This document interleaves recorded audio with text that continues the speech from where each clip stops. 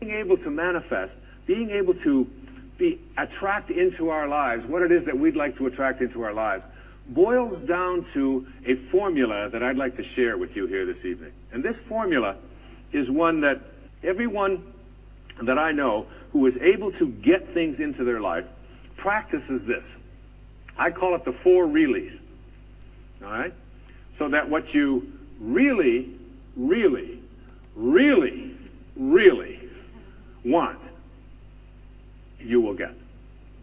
And these 4 Reallys each of them stands for something. And if you look at people who are good at, some people call them lucky, some people call them highly spiritual, whatever it might be, but they are good at getting what they want in their lives. And here are the 4 Reallys. The first one says, I wish. So what you really wish for, everything that you'd like to get into your life starts with a wish. It's a thought. I wish I could get that job. I wish I could get that promotion. I wish I could lose weight. I wish I could get rid of that addiction that I have. I wish I could, whatever. It's a wish. So what you have to start with a wish. The second really stands for what you desire. What you really wish and desire. And the difference between what you wish for and desire is in what I call asking. Ask and you shall receive. Ask and you shall receive. It's not empty words. Be willing to ask.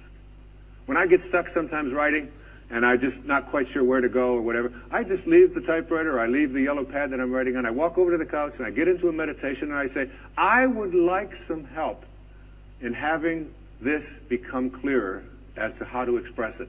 And it's always there. Sometimes the phone will ring, and my wife will call, and she'll say, did you know that this was in the mail? And I'll say, read it to me, and it'll be exactly what I needed. Sometimes it just comes in the thing that I call an intuition or an insight, whatever it might be. The third really stands for what I intend. So now you shift away from what I wish for and ask for, and you frame it in such a way that you intend to create it. I intend to create this, whatever it might be, whether it's a healing, whether it's a losing of weight, whether it's getting rid of an addiction, whether it's creating prosperity. I intend to create it. And if you notice people who are good at manifesting, they don't mince those kinds of words. I will do it. And someone will say, well, what if it doesn't work out? You say, well, then I'll just learn whatever I have to learn from it not working out. But I intend to create this in my life. There's an intention, and the intention is so powerful that you become independent of the good opinion of other people. You're not checking it out with the tribe. You're not checking it out with what everybody else out there said you should do or shouldn't do. You're saying to yourself, I intend to create it. And I often tell people, don't tell anybody else about what you want to manifest. Don't make it a big statement. Instead, keep it to yourself. And they say, why do you want to say that? I say, because the minute that you do, you invoke ego.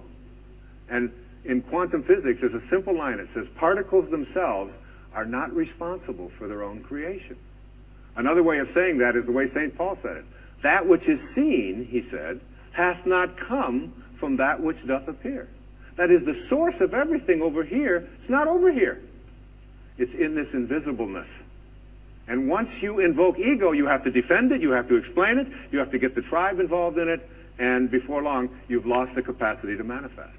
It's a spiritual journey.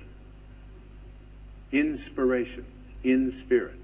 When you're inspired, in spirit. The fourth really stands for passion. Passion.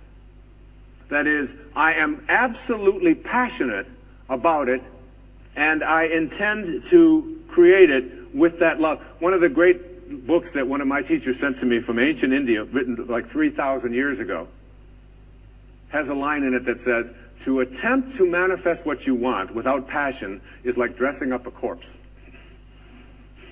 So you take this corpse, and you put a tuxedo on it, and you dress it all up, and you put all the makeup on it, and you take it out into the world, and you say, now, see what you can get for me. But basically, it's dead inside. And if it's dead inside, that is, if it lacks passion, if you lack passion, you're not going to be able to attract it into your life.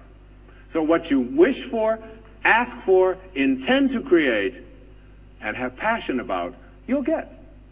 You'll get it. That's the good news. The bad news is that what you really, really, really, really don't want, you will also get.